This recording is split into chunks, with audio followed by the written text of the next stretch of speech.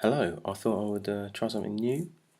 I've had some material now about the referendum, been sitting on it for a while, and due to the stage my life's at, I've been unable to actually do a stand-up gig, so I thought I'd just sit down, try and do sort of somewhere between a one-man stand-up show to the laptop, and just get my ideas out there so they're on the internet.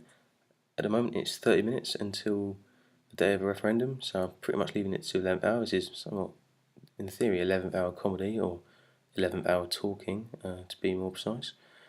But anyway, let's start. Referendum's coming up. Uh, Most people know that. I mean, there's probably a few out there who don't. The sort of people who say, "Who are you going to vote for?" Or Obama. Brilliant. Yeah. Sort of in the wrong continent there, right hemisphere. So baby steps. But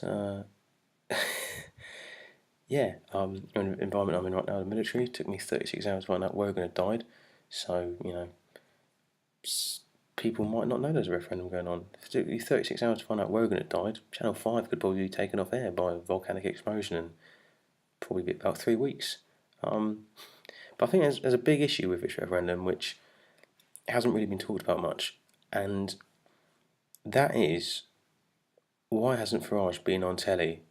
I mean, old Nige, man of the people, pint of ale, fag in the mouth, two fingers up to the man, privately educated, and a white van and a bag of buzzing pills, Nige, has pretty much disappeared from the scene.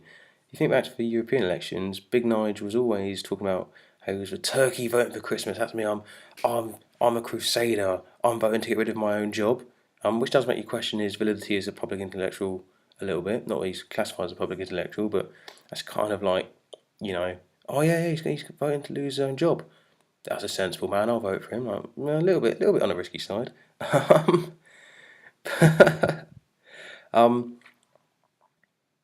Yeah, I mean, equally a little bit of satire. This next point, he's always banging on. I'm a turkey voting for Christmas. A lot of people have suggested UKIP's voting record in the European election, which suggests we're not actually going to vote for anything. So not really voting for Christmas at all. But it's a little bit in depth, that one.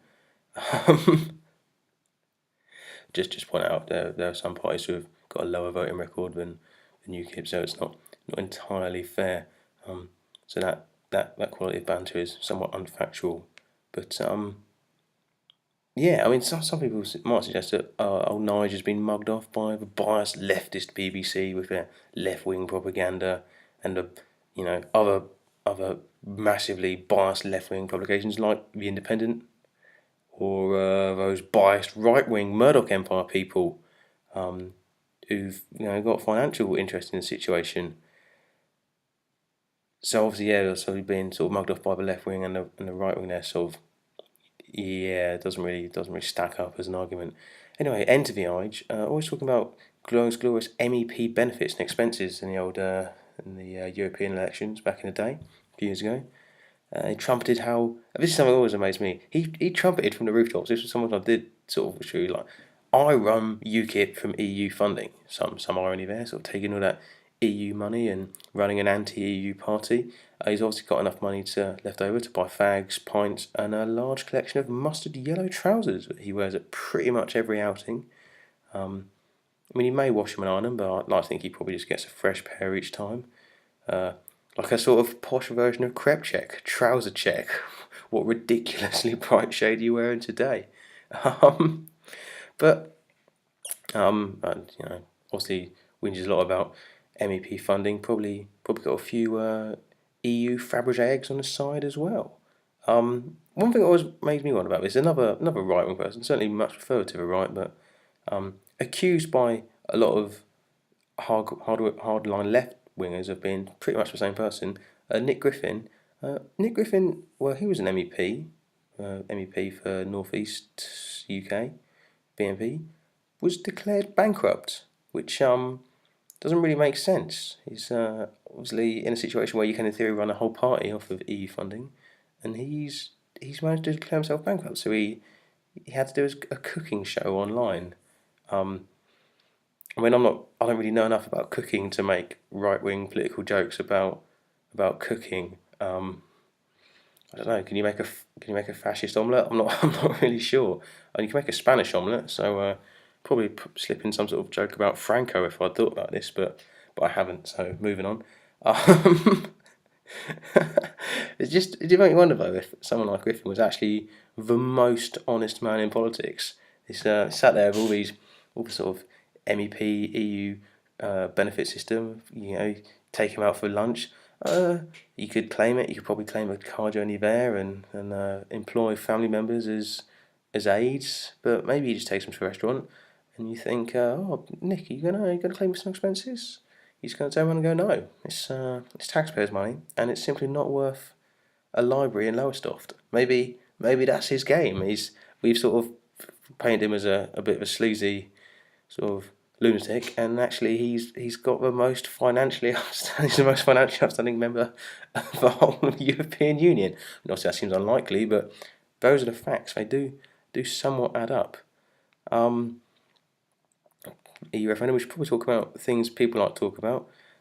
Sleazy career politicians end up in Brussels where they can't be voted out, or end up as MEPs where the party's going to get some votes, so they've inevitably got a job if they're sort of in the first, if you're the first or second candidate for each region.